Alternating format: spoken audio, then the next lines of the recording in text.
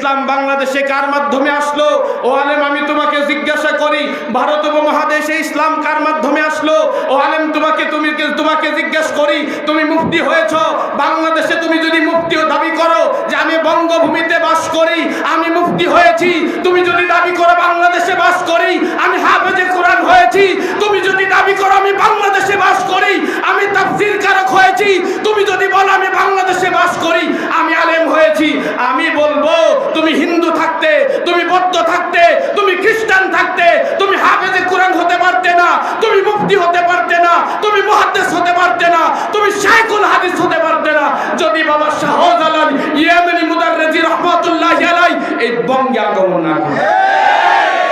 আজকে তুমি বাবা শাহজালাল ইয়েমেনি মুদাররিজিকে বাদ দিতে চাও, আজকে গাউসে পাক আব্দুল কাদের জিলানীকে বাদ দিতে চাও, আজকে খাজা মাইনুদ্দিন চিশতি আল হাসান চান্দেরিকে বাদ দিতে চাও, আজকে বাহাউদ্দিন নকশবন্দিকে বাদ দিতে চাও, আজকে মুজাদ্দিদ আল ফেসানিকে বাদ দিতে চাও, যদি বাদ দাও আমি মনে করি তুমি যার সন্তানের নেই। ইসলাম বঙ্গে ইসলাম এসেছে বাবা শাহজালাল ইয়েমেনি রাহমাতুল্লাহি আলাইহি তিনার মাধ্যমে।